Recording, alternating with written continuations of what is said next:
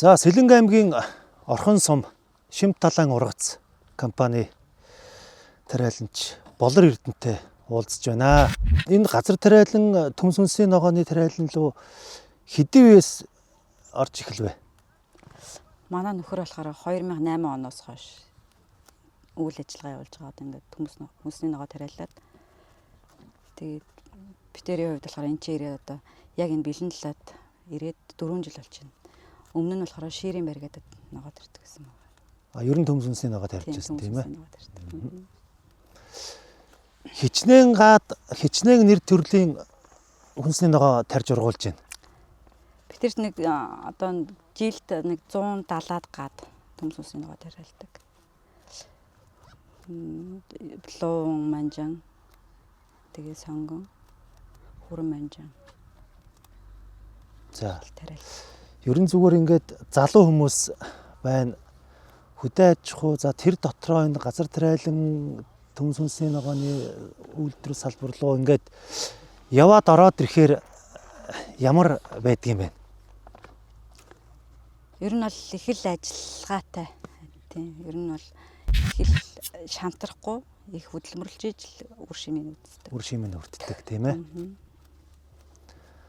Энэ жил ургац ямар байна? Энэ жил одоо гантай жил гэхэд битээр ургац яг нөгөө авдаг хэмжээндээ л авж байгаа. Тийм. Танайх ч услтын системтэй юм байна тийм ээ? Тийм. Төвийн эргэлтийн систем байгаа. 50 га авсалдаг. Тэгээд тэрнээс гадна болохоор 20 гагийн болохоор туслын услагын системээр тариалдаг. Тэгээд дамраар усалдаг.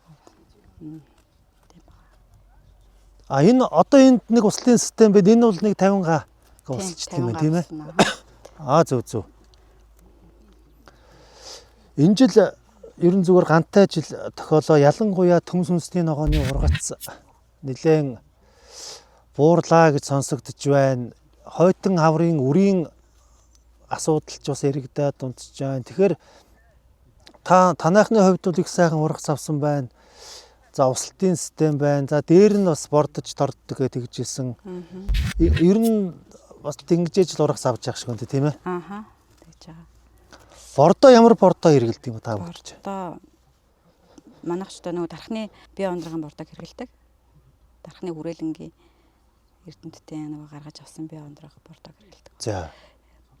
Тус бордоо хэрэглээд одоо манайх дөрөвдөх жилдээ хэрэгжилж байна.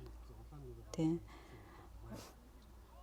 Ямар өөрчлөлт гарч ийн зүйл тийм ээ? Тариалтын явцад 2 удаагийн давтамжтайгаар услага талбай болохоор 2 удаагийн давтамжтайгаар хэрэгэлдэг байна.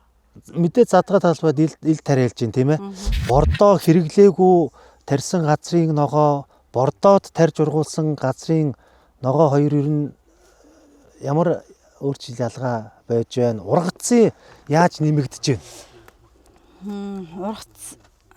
Ургац бол нөгөө илт одоо мэдэгдэхүйц нэмэгддэг. Тус бордог хэрэглэснээр байна. Гагийн ургац яаж авдаг юм бэ тийм ээ? Одоо гаагаас одоо ичнээ центнер гаагаас ч манай бордоогүй үед ямар авдгийн бордсон газраас гагийн ургац ер нь яаж нэмэгдэж байна? Сонгонд бол нэг гаагаас нэг 20-20-оос 25 тонныг авдаг л та. Тийм бордоогүй үед нэг 20 тонныг, бордсон тохиолдолд 25 тонныг авах боломжтой байдаг. Хичнээн нэр төрлийн ногоо тарьдаг юм бэ яг? Төмс ловон сонгон. Төмс ловон сонгон, шар манжан, хүрэн манжан юу ахгүй. Тийм төмс. Гэх зэрэг ер нь одоо хүнсний гол хэрэгцээний ногоонуудыг л тарьж ургуулж байгаа юм байна шүү дээ тийм ээ? Тэгэхээр түрүүн та өөрөө бас ярьлаа. Ер нь энэ газар тариалангийн салбар гэдэг бол амар өвшөө ер нь маш их одоо хөдөлмөр хичээл зүтгэл шаардж ингэж тарьж ургуулдаг гэж тэгж байна тийм ээ. Тэгэхээр хөрсийг тарьж хүнсний ногоог бордож тарьж ургуулах асуудал яригдж байна. Ургацын бол мэдээж нэмэгдэж байгаа гэд тэгж шүү дээ тийм ээ. Манайх бол юу яадаг тариалтынхаа төмсийг тарих одоо тарихаас өмнө бууцаар борддог байгаа. Тэгэл бууцаар бордсон хөрсөндөө төмсөө тариад тэгээд юу яадаг бие ундрахынхаа бордоог л хэрэглэдэг байна. За. Бордоод бууцаар борддог юм ба шүү дээ. Тийм бууцаар борддог ер нь бол. Ер нь зүгээр тарилтын технологиг бол ер нь яг л ингээд мөрдөд Тийм. явж байгаа гэсэн үг юм байна шүү дээ, тийм ээ. Аа. Ажиллах хүн хүч ямар байдаг юм бэ? Манайх одоо яг өнөөдрийн байдлаар бол цэргүүд ирсэн байгаа. Нэг 50 гаруй цэрэгтэй байгаа.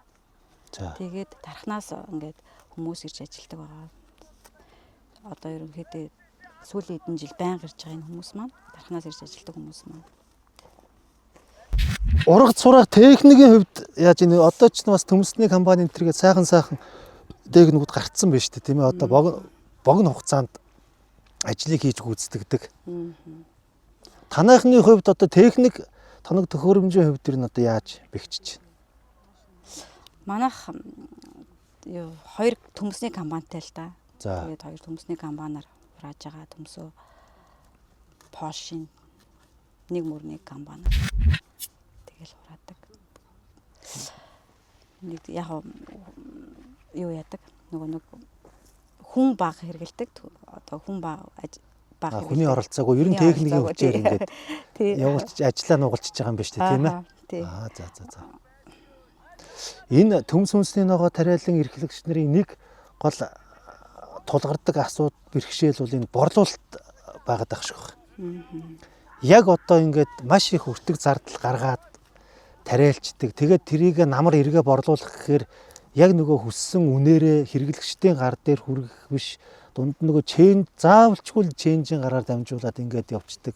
Тэгээд эргээд тэр нөгөө өртөг зардлаа нөхөх гэдэг асуудал үүсээд байдаг. Энэ ер нь энэ дээр ямар бодолтой байна? Энэ их ургацыг одоо ингээд ченжийн гараа одоо ингээд хүмүүс ингээд ченжийн гараар ороод ингээд борлууллаа гэд ярьдаг шүү дээ, тий. Одоо миний хувь хүний бодлоор болохоор одоо ингээд энэ их ногоог одоо ингээд нэг дор ингээд ихээр нь ингээд бид хэд борлуулах боломж байхгүй. Тэгээд хадгалах ингээ боломж бас байхгүй. Тэгээд тийм болохоор одоо тэгэл тодорхой хэмжээнд ингээл ченжээрээ дамжил зарагдах байх л та ер нь. Төмс хүнсний ногоогоо тарьж ургуулад борлуулад тэр гаргасан өртөг зардлаа нөхөж чадчихээнүү л гэдэг юм асуугаад байгаа юм л та. Тий. Ер нь бол нөхнөө. Тэгтээ бас жил болгон адилхан биш үү? Манайх 500 тонны зойртой. За. Тэгээд талын нь болохоор хот руу ингээд зойр түрээслээд хадгалдаг. Тэгээд хадгалах сан маань бол тийм байгаа. Одоо бол ингээд хадгалж байгаа юм биш үү, тийм ээ? Тийм, хадгалчихж байна ер нь бол. Үлдсний зах зээлд борлуулад. Тийм, үлдсний зах зээлд борлуулна. За баярлалаа.